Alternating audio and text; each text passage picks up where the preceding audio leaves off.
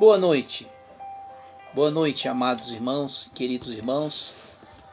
Vamos nesta noite, mais uma vez, pela infinita graça que há em Cristo Jesus, vamos compartilhar a palavra de Deus nesta noite, falar das Escrituras. É isso que amo fazer, pregar o Evangelho de nosso Cristo, o nosso Salvador.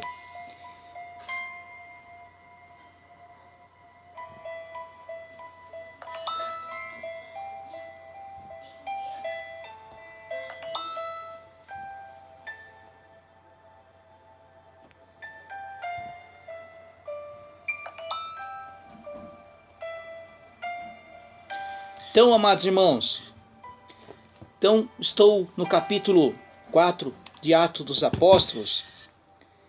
Então eu quero compartilhar com vocês nesta noite Atos dos Apóstolos, capítulo 4. Após quando o Senhor Jesus, através dos apóstolos, principalmente de Pedro e João, entraram naquele templo, na porta do templo Formosa, e curou aquele homem coxo desde nascença. Então, após esse milagre, Jerusalém foi, claro que em Atos capítulo 2, o Espírito Santo veio sobre a igreja, mas em Atos capítulo 4, capítulo 3, foi maravilhoso. Através desse milagre, Jerusalém nunca mais foi a mesma. Então eu quero, quando aqui os apóstolos vai ser preso e questionado pelos religiosos da época, que era os saduceus, os fariseus, os religiosos, os mestres da lei, foi os mesmos que levaram Jesus à condenação, à cruz. Claro, quem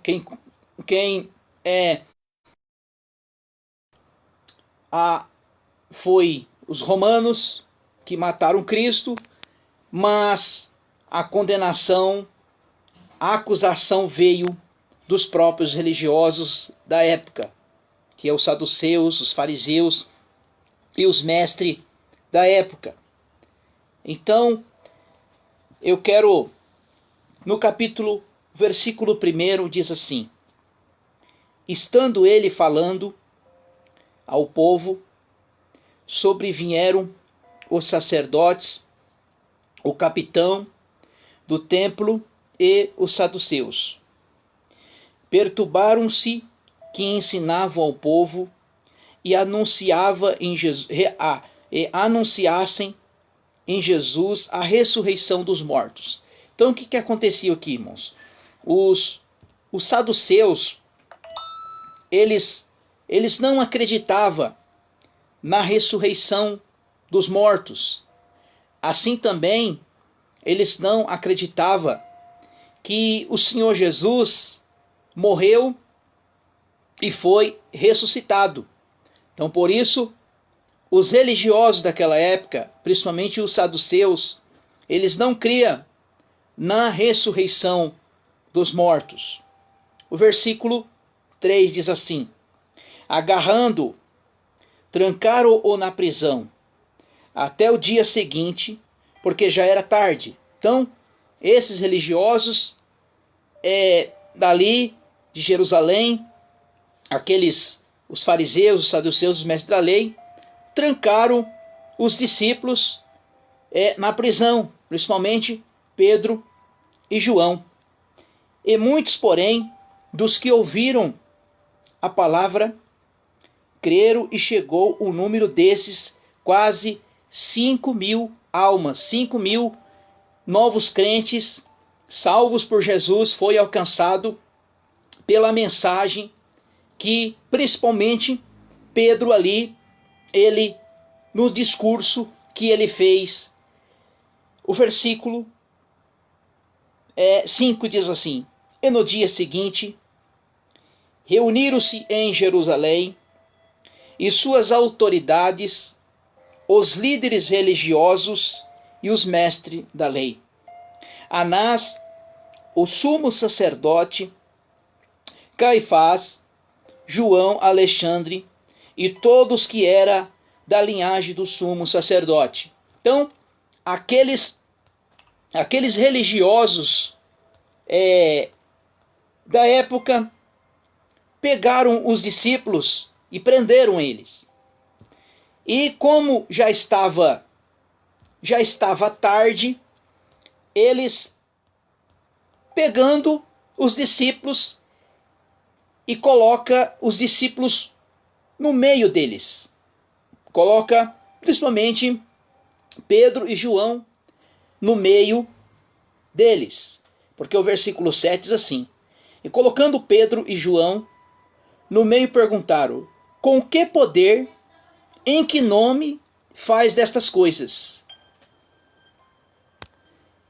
E quando ele diz, quando diz isso agora, Pedro, ele vai abrir a sua boca. Ele vai abrir a sua boca para falar das grandezas que Cristo fez na vida deles. E os religiosos daquela época estavam vendo o quanto Cristo fez através da vida dos apóstolos, porque agora os apóstolos estão cheios do Espírito Santo, fazendo o que Cristo Cristo mandou testificar, testemunhar a respeito das maravilhas que Jesus agora estava fazendo. O versículo 8 diz assim: então Pedro, cheio do Espírito Santo, lhe disse às autoridades do povo e vós líderes religiosos de Israel, visto que hoje somos interrogados acerca do benefício feito, quer dizer, do benefício feito daquele homem, daquele coxo que Jesus curou ali em frente do templo Formosa, e isso revolucionou Jerusalém, porque os líderes religiosos estavam perdendo com isso, porque o povo estava voltando todinho para este milagre, que isso aconteceu. Há um homem enfermo, de modo que foi curado. Versículo 10. Veja que é conhecido de vós todos e todo o povo de Israel, que o nome de Jesus Cristo, o Nazareno, que agora a quem vos crucificaste, a quem Deus ressuscitou entre os mortos, o nome desse que este está curado diante de vós. Agora, nós vamos entrar aqui numa questão agora, que o apóstolo, principalmente o apóstolo Pedro, ele disse uma palavra aqui no versículo 11 do capítulo 4, que diz assim, ó, ele está falando de Jesus, ele é a pedra que foi rejeitada pelos construtores, o qual foi posto por cabeça de esquina. Quando Pedro disse isso, que esta pedra que foi rejeitada pelos construtores, que foi posto por especificando da pessoa de Cristo, que ele é o fundador, o alicerce. Quando se fala igreja, é a igreja viva, é um organismo vivo, é a igreja invisível do Senhor. Pois Salmo 18, 22 diz assim: a pedra em que os edificadores rejeitaram tornou-se cabeça de esquina. Mateus capítulo 16, quando o Senhor Jesus chega e pergunta para os discípulos, e pergunta, o que as pessoas dizem que eu sou? Aí os discípulos começaram a falar, olha, que dizeis que eu sou? Aí os discípulos, olha, dizem que o Senhor é Elias, outros dizem que o Senhor é Moisés, outros dizem que o Senhor é Jeremias. E aí Pedro, ousado como sempre, disse, o Senhor é o Cristo vivo. É o Cristo que havia de vir. Aí nesse momento, o Senhor Jesus se revela para Pedro e fala assim, olha Pedro, não foste a carne e nem o sangue que te revelou, mas foi o meu Pai que está no céu. Nós entendemos com isso que não somos nós que escolhemos a Deus. Ele nos escolhe pela uma infinita misericórdia. Ele nos elege, ele nos predestina em Cristo Jesus. Porque a Bíblia vai dizer assim, olha, e disse Jesus para Pedro, agora eu te digo que tu és Pedro, e sobre esta pedra eu edificarei a minha igreja. Quando o Senhor Jesus disse que ele era Pedro, no hebraico, ou no grego, no hebraico, é Simão. Mas agora vem Jesus e muda o nome de Pedro para Petros, quer dizer, pedra, pequena pedra, fragrância de pedra, quer dizer, pedra. O termo da palavra Pedro é pedra. Só que a pedra principal de esquina é Cristo. Cristo é a pedra. Cristo é o fundamento da igreja.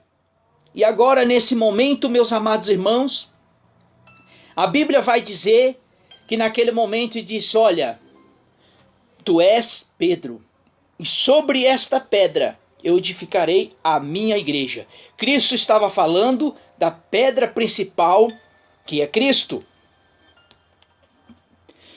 Versículo Mateus 16, 18. E também te digo que tu és Pedro, e sobre esta pedra edificarei a minha igreja.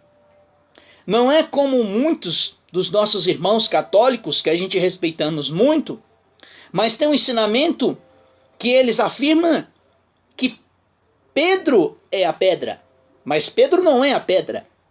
Mas apesar que Jesus disse, e também te digo que tu és Pedro, ele está falando, você é Pedro, você é uma fragrância de pedra.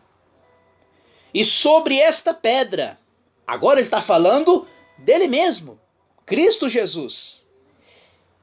Edificarei a minha igreja. Irmãos, a igreja não é 4 paredes, a igreja não é uma placa, a igreja não é uma denominação, não, a igreja é um organismo vivo.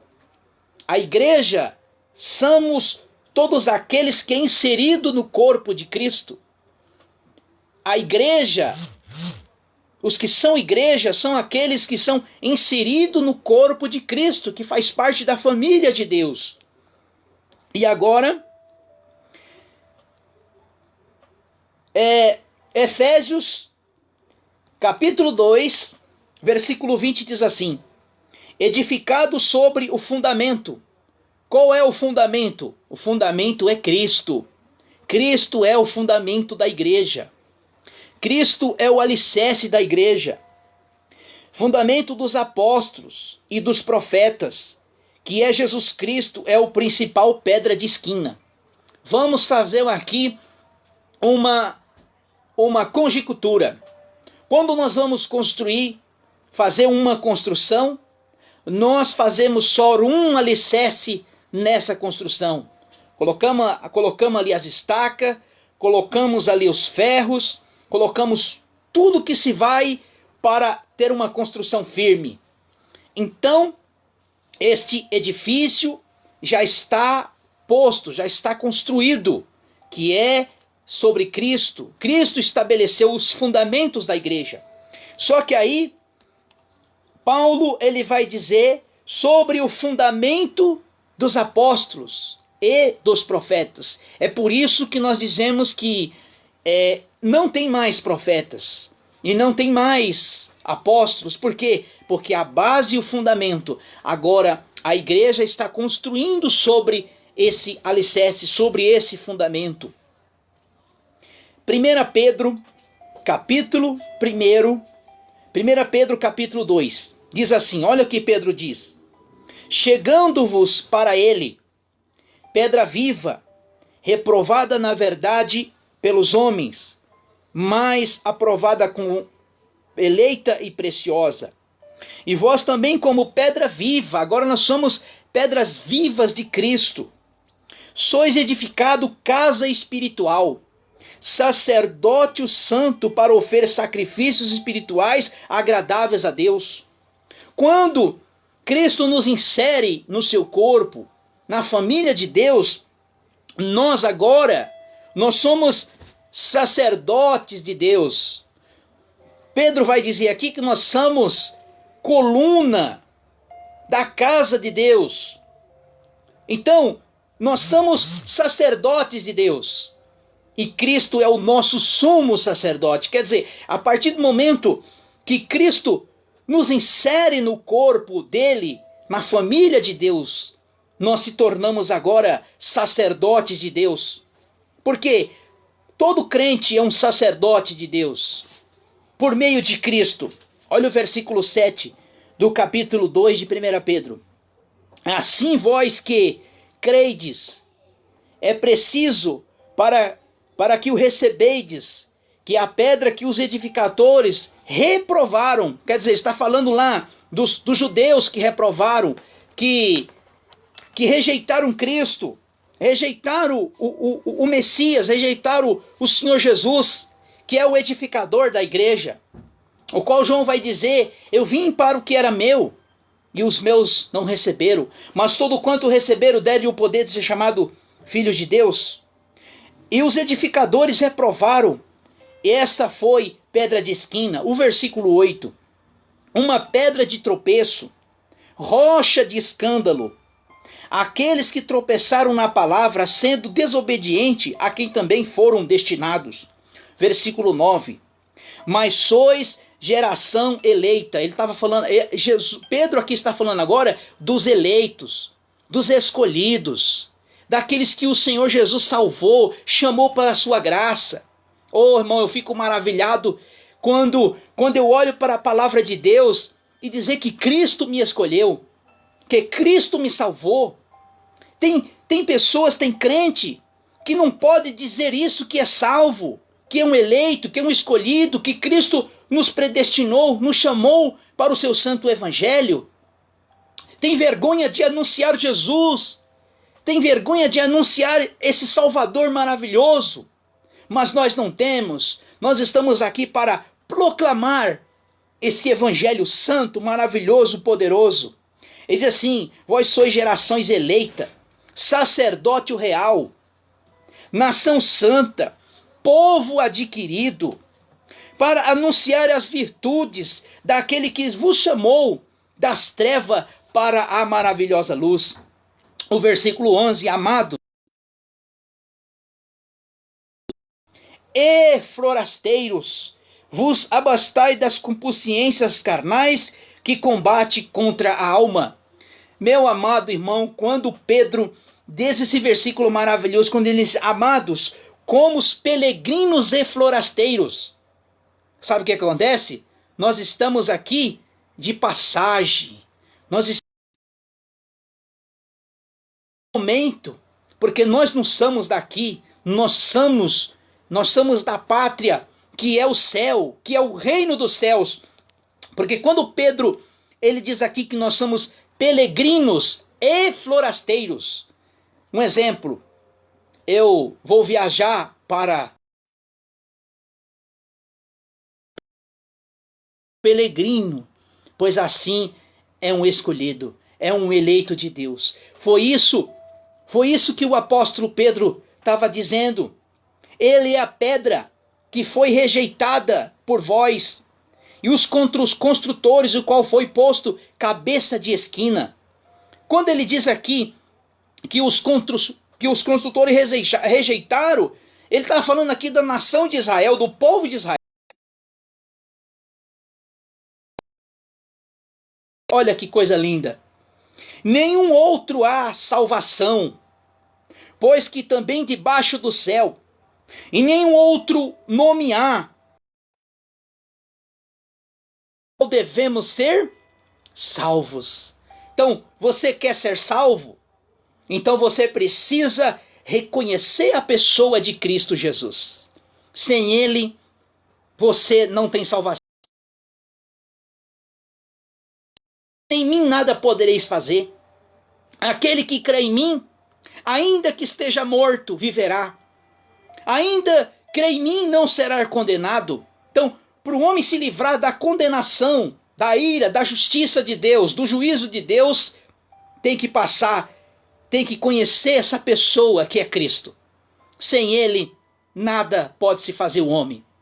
Porque para o homem se livrar do juízo de Deus, da justiça de Deus, do castigo eterno, tem que reconhecer a pessoa de Cristo. Então eles, vendo a ousadia de Pedro e João, informando do que eram homens comuns, sem instrução, se maravilhavam, admirando-se que eles haviam estado com Jesus. Claro aqui que claro que Jesus disse aqui que quando eles fossem falar, não se preocuparia o que ia de falar, porque o Espírito Santo iria colocar palavras. Tem um conceito errado que ensina por aí que é errado fazer teologia. Se você fazer teologia, você vai ficar frio espiritualmente. Ao contrário, quanto mais nós estudamos, quanto mais nós nos aprofundamos na palavra de Deus, quanto mais nós mergulhamos nessa palavra, mais nós tornamos crentes fortes em Cristo Jesus, porque através da palavra de Deus nós nos fortalece. Vamos continuando a leitura. O versículo 15. Todavia, mandando embora do sinédrio, discutiam entre si. O que devemos fazer? Os homens perguntam. O que devemos fazer estes homens? Todos os que habitam em Jerusalém. E sábio por eles foi feito um sinal, é claro. Não podemos negar. Para isto, porém, não se espalhe entre vós os povos, avançando para que não fale mais neste nome homem algum, chamando, ordenando que de modo algum falassem e nem ensinasse o nome de Jesus. Olha o que Pedro responde. E respondeu, porém, Pedro, julgai-vos o justo diante de Deus. Estava falando de Jesus. Ó, julgaste o justo diante de Deus. E obedecestes, não a vós, o que a Deus. Pois não podemos de deixar de falar do que temos visto e ouvido. E eles, porém, ainda o começando mais, não achando motivo para castigar, deixando ir por causa do povo, porque todo o povo glorificava a Deus, o que acontecerá. Pois os homens a quem se opera aquele milagre de saúde tinha mais de 40 anos. Soltando eles, foram para os seus, contando tudo o que lhe dissessem os principais sacerdotes e os líderes religiosos do povo. Ouvindo ele isto, voltaram. Tu és que fizeste o céu e a terra e o mar e tudo que nele há. Tu dissestes pela boca de Davi, o teu servo, que se enfurecem a gente e os povos pensam coisas vãs. Levantaram-se os reis da terra e os principais se ajuntaram. Uma voz vez contra o Senhor, contra o seu ungido, verdadeiramente contra o teu santo filho Jesus, que ungistes, que se ajuntaram com Herodes, o Pôncio Pilatos, e os gentios e os povos de Israel, para fazer tudo que tua mão e o teu propósito anteriormente deteriam que havia de fazer. Agora, ó Senhor, olha para as suas ameaças que fazem contra a coragem da sua palavra. enquanto estende a mão para curar, para que faça sinais e maravilha, pelo nome santo do seu Filho. Tendo eles orado, moveu-se o lugar que estavam reunidos, todos foram cheios do Espírito Santo e anunciavam o encorajamento da sua palavra. Então aqui foi esse discurso que Pedro trouxe quando eles foram presos. Pedro ali anunciou a pessoa bendita de Jesus. O versículo 32 diz assim: e era o coração e a multidão dos que creram.